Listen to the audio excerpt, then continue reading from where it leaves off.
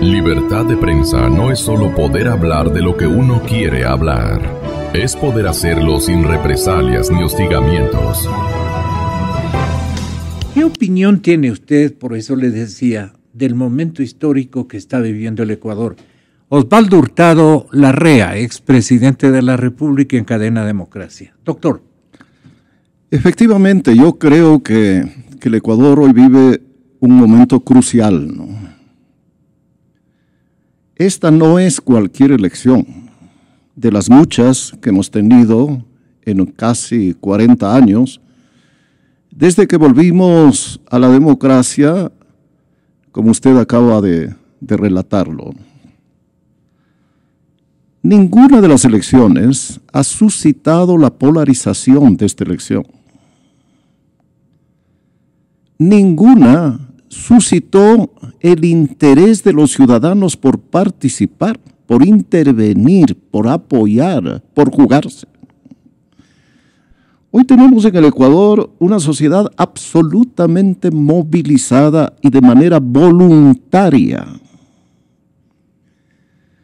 Las calles, las plazas, no se llenan con gentes acarreadas desde provincias o desde la costa, la ciudad de Quito, o desde los cantones del Guayas hacia la ciudad de Guayaquil, o de Cañar hacia Cuenca.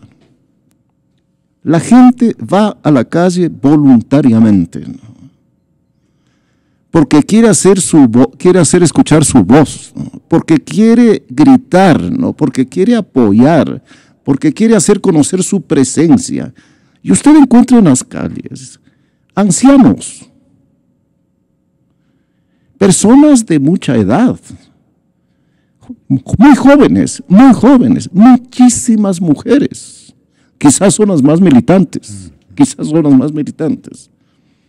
porque hay un movimiento nacional para recuperar la democracia y la libertad en manos del dictador del Ecuador y de la dictadura ecuatoriana, ¿no? Y cuando yo digo dictadura y dictador, no es que estoy expresando la emoción de un político o las poca simpatía que yo puedo tener por el régimen. Esta es una dictadura, cualquiera sea el parámetro que se emplee, ¿no? La Constitución del Ecuador, el derecho constitucional ecuatoriano, la ciencia política o la sociología política. Porque el mismo Correa dijo que él era el titular de todos los poderes del Estado. Bueno, el pueblo ecuatoriano ha querido en esta ocasión poner finalmente punto final a la dictadura y ha escogido un líder. Y ese líder se llama Guillermo Lasso. Y afortunadamente tenemos un líder que tiene las ideas claras de lo que es la democracia, ¿no? Que debe haber varios partidos políticos, que los medios de comunicación tienen que ser plurales, que no pueden existir medios de comunicación al mando del presidente o de alguno de sus pasasillas, sino que tienen que ser órganos que recojan la opinión pública plural del Ecuador. Mire usted que no solo en el sentido que acabo de indicar se ha producido una movilización. Usted debe haber visto un video, ¿no?, en el que personas ilustres, provenientes de las más diversas tendencias políticas, piden votar por Lasso. Los partidos de izquierda que soliciten votar por un banquero, quiere decir que ellos se dan cuenta del momento histórico que vive el Ecuador, en el cual todos los demócratas tenemos que estar unidos, ¿no?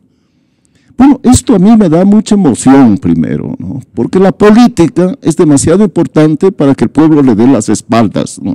Y desafortunadamente hemos llegado a este punto porque el pueblo le dio las espaldas a la política y a los políticos, y había en el Ecuador mala política, pero también había buena política y había buenos políticos, sin duda honorables, ¿no? Como esta Gavilla que hoy gobierna el Ecuador y que se ha enriquecido con fondos públicos, ¿no? Bueno, ese es el momento que yo veo en el Ecuador, contestando a tu pregunta, Gonzalo. Expresidente, es que serenamente le configure a Lenín Moreno en su ser natural, autónomo, haciendo un beneficio inventario bastante realista. ¿Qué le atrae? Bueno, así no como atraerle como para que vote por él, ni cosa por el estilo. Pero ¿qué le llama la atención de Moreno, candidato, de Moreno, posibilidad de presidente de la República, y que se declare la independencia del correísmo? ¿Cuántas cosas pueden ocurrir también, no? Él tendrá sus fichas guardadas para, en un momento dado, tal vez llevarnos a otro escenario muy distinto. ¿Qué le parece lo que le digo? ¿Estoy en un error o es una acción de realismo también y de objetividad, doctor Hurtado? Examinemos al personaje. Examinemos al personaje. Él estuvo en el gobierno de Correa por 6 años, en los cuales no solo que no expresó alguna opinión contraria a los abusos de poder ostensibles de Correa, no solo que no protestó cuando Correa abrió las puertas de la corrupción al eliminar las licitaciones, el informe de Contraloría y el informe de Procuraduría. No solo que no protestó cuando Correa inició el proceso para privarles a los dueños de radios independientes de sus frecuencias, entre ellas a Radio Democracia, a Ondas Azuayas, a Radiovisión. Moreno ha dicho que esto está malo. No hay abuso de poder de Correa que Moreno haya dicho que es malo, que es equivocado, que es contrario a la ley, que es contrario a la Constitución. Ninguna medida tomada por Correa para favorecer la corrupción ha sido criticada por Moreno. Primera consideración. Él ha sido un disciplinado militante, soldado, sargento, cabo de la Revolución Ciudadana y de Correa. Segunda consideración. A mí me parece que estos programas sociales impulsados por el vicepresidente, fundamentalmente en favor de las personas que sufren alguna clase de discapacidad, fueron más propaganda que realidad. Y que fueron extremadamente costosos. Correa, su familia y sus allegados cobraron viáticos por una millonada de dólares. ¿Cómo explicar esto? Les habla a ecuatorianos un ex vicepresidente y un expresidente que nunca cobró un centavo de viáticos cuando fue vicepresidente y presidente de la República. Porque los gastos del presidente y del vicepresidente son pagados por el Estado. Y si cobra viáticos, ese dinero va a su bolsillo, a incrementar su riqueza, su ingreso mensual. Bueno, eso hizo él como vicepresidente de la República. Para no hablar de los otros episodios de parecida naturaleza a los que me referiré más posteriormente.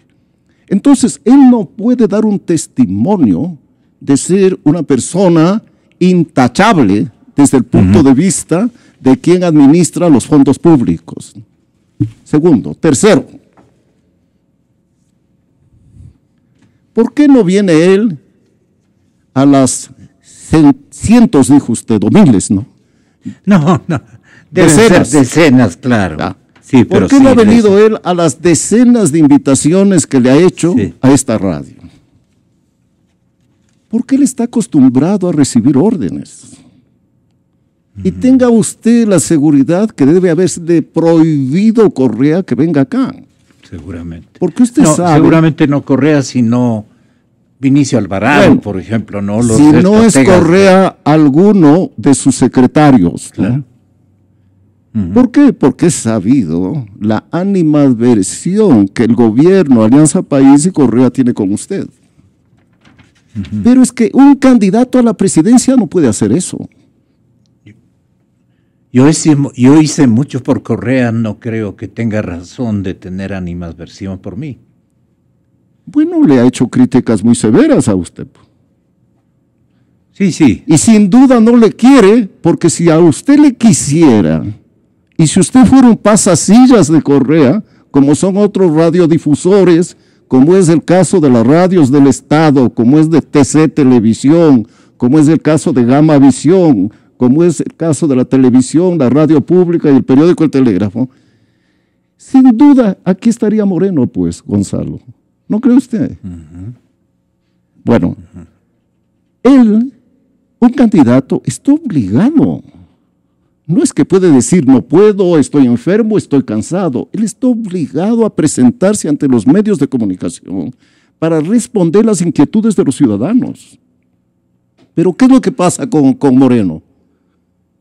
Le dan las contestaciones escritas y a los periodistas les dan las preguntas escritas. Eso lo pueden hacer con usted. ¿Con quiénes pueden hacer? Con los medios públicos. Por eso Moreno va a los medios públicos y no va a los medios privados. Porque es un ciudadano que no está preparado para mantener una entrevista, para defender al gobierno, para expresar algún problema de la economía, de la sociedad, de la educación, de la política internacional. No está preparado. No está preparado. Entonces, ¿cómo es que la corrupción no cuenta? Porque este es el fondo de la pregunta. La corrupción no cuenta para el pueblo ecuatoriano de base social más bien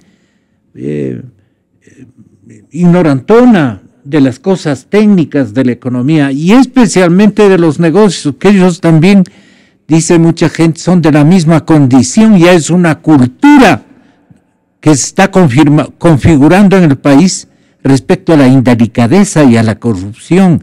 Entonces, ese es un dolor tremendo que me produce a mí, porque mis hijos y mis nietos van a tener que convivir con esa circunstancia. Esto necesita este momento un cambio de magnitudes, pero tremendas, para detener, digamos, esa elaboración de la cultura de la corrupción. Es por un vacile que le hago a mi compañero en la consola. Eso no puede ser, pues, doctor. Esa es la parte que me pone a pensar a mí. Comencemos por el principio. El primo de Correa, Delgado, está enjuiciado, está condenado y debería estar en prisión. ¿Por qué?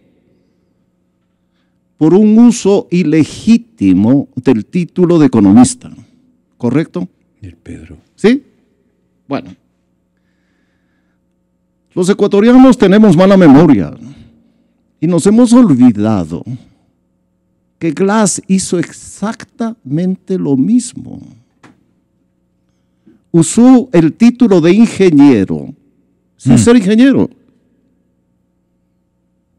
Firmó acuerdos, documentos, incluso creo que como vicepresidente, sin ser ingeniero. Ponía ingeniero Jorge Glass. Lo que estoy diciendo es cierto porque se puede comprobar mediante documentos públicos, pero además por una segunda razón. Tan no tenía el título de ingeniero que se graduó de ingeniero siendo vicepresidente. Entonces, primer punto, ¿por qué no se le ha enjuiciado y no se le ha llevado a prisión como se intentó llevar a prisión y se le enjuició al primo Delgado de Correa? ¿Por qué no? Es lo mismo. Es la usurpación de un título universitario. Pero es más grave la cosa. A propósito de lo que usted dice de la cultura nacional, ¿no? Que no es una cultura transparente, ¿no?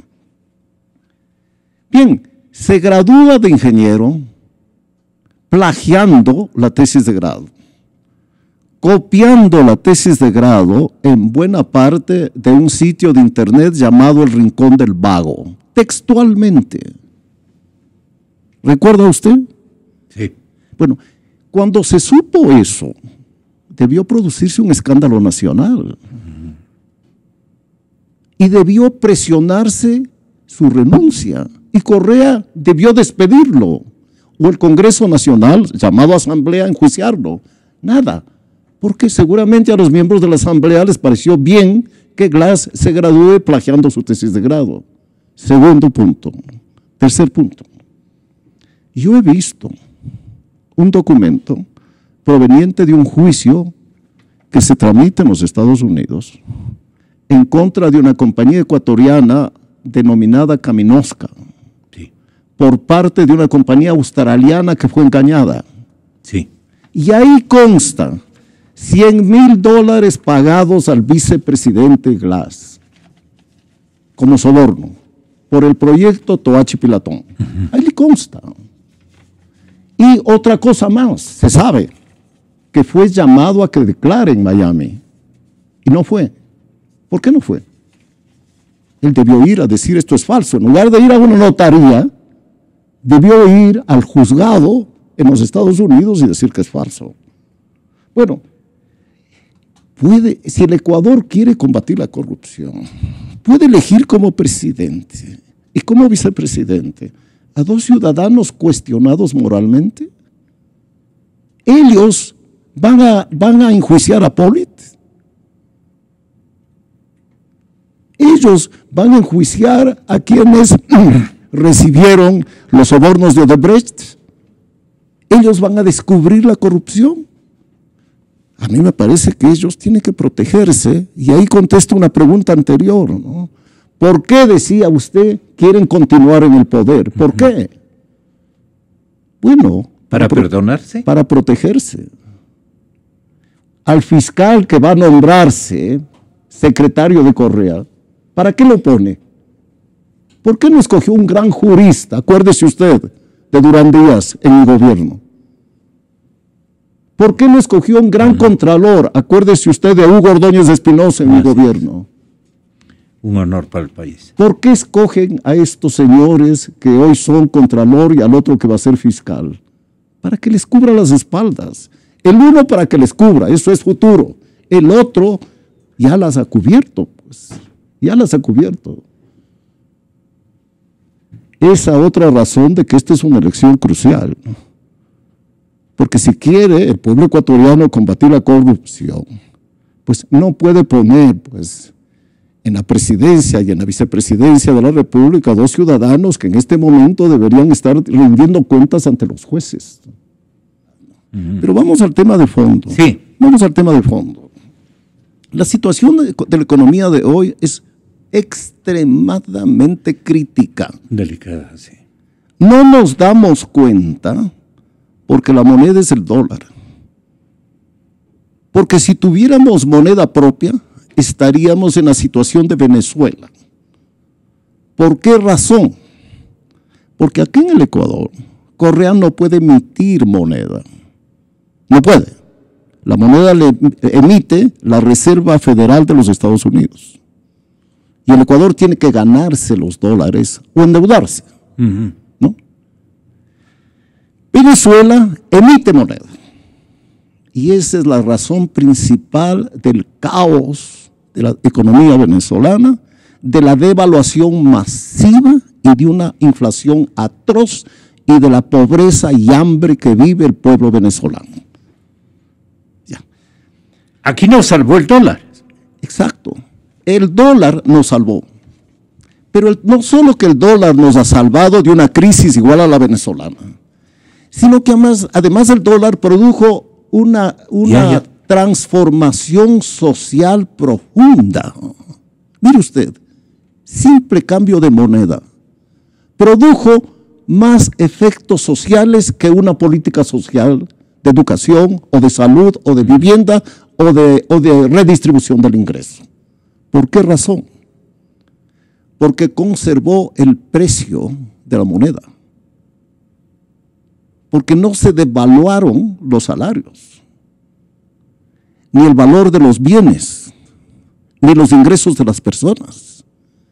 De manera que la capacidad adquisitiva del pueblo ecuatoriano y de la clase media aumentó verticalmente. Gracias a la dolarización es que hoy una secretaria, un asistente, un chofer, ¿no?, un conserje puede comprarse un carro. Así es. Yo conozco casos de esa naturaleza. Sí, vemos a diario. Es gracias a la dolarización. Bien. Le decía que esta es una crisis económica muy profunda, sin duda más grave que la de fin de siglo, que la de Mawad. Mucho más grave, mucho más grave. Bien, Moreno, administrando esa crisis económica, con todas las características de él, con todos los déficits de él, y con todo lo que deja atado y bien atado Correa, administrando esa crisis, me parece que en el caso de él ganar la presidencia, un escenario probable es un empeoramiento de la crisis económica. ¿Usted está convencido entonces de que el que va a mandar va a seguir mandando es el señor Correa? Imaginémonos que manda Moreno. Yo no he pensado en que mande Correa. Imaginemos que manda Moreno. Pero no va a administrarle la prosperidad. Un barril de petróleo de $100. No. Exportaciones del resto de productos en auge. Y va a encontrarse con que el Estado necesita endeudarse cada mes en 1.000, 2.000 millones de dólares. Para atender el gasto corriente. Usted le ve a él. Y el resto que haya que pagar la deuda. Luego de que Correa agotó todos los fondos de ahorro, todos los fondos de préstamo que podía recibir, Seguro Social, Banco Central ilegalmente, organizaciones internacionales, banca internacional, etcétera. ¿Cómo va a manejar la economía? Usted dice, va a manejar la economía de manera distinta. Quisiera decirle a usted. Yo le pongo un ejemplo. Por ejemplo, y perdone por la redundancia el público y usted, expresidente. Lenín Moreno dice, yo voy a negociar con los organismos internacionales, voy a hacer una conversión, asunto que no ha querido nunca realizar el presidente Correa. Lenín Moreno dice, voy a canjear por deuda más barata, voy a ponerme con los organismos internacionales a negociar esta deuda tan abusiva, ¿no? Increíblemente gravitante en cuanto al tamaño especialmente de las tasas de interés, de las condiciones que nos han hecho y que siguen haciéndonos todos los días. Cada $1.000 millones de dólares sudamos frío entre todos los ecuatorianos por el mañana. Él dice que va a hacer esa conversión y a ese anuncio, simple anuncio, ya me da la idea de que él va a hacer un revolcón del actual sistema económico del país. ¿No cree usted? Veamos una señal en el sentido que usted dice. Hace unas semanas se publicó una encuesta de Sedatos en la que constaba que Moreno superaba a Lasso. Sí. ¿Correcto? Una encuesta anterior decía que Lasso superaba a Moreno. Así es. En cuanto apareció esa información y conoció las finanzas internacionales, cayó el precio de la deuda ecuatoriana. Inmediatamente. El momento que Moreno se ha elegido. ya no tendrá el Ecuador que pagar 10% de tasa de interés, en lugar del 4% que manda Bolivia, que paga Bolivia, y Bolivia no está dirigida por un economista, no está dirigida por un ciudadano que entiendo ni siquiera tiene el título de bachiller y que ha tenido mucho más talento económico que el presidente del Ecuador. Genial, dice que tienen. Entonces, el ambiente, el efecto de selección va a ser muy negativo en los actores económicos. Internacionales le pongo ya una prueba, y nacionales igual, Luego Moreno tiene un modelo económico que está consagrado en la Constitución de Montecristi, del que no puede salirse. Y luego tiene un conjunto de leyes, muchas de ellas orgánicas, que regulan todo, que los impuestos, que la plusvalía, que el financiamiento, todo está montado. En realidad Correa puede irse tranquilamente a Bélgica porque tiene la seguridad de que todo está controlado, con candados, con aldabas, para el caso supuesto de que Moreno piense distinto. Pero yo le escuché a usted decir que Moreno era más radical que Correa. Así dicen.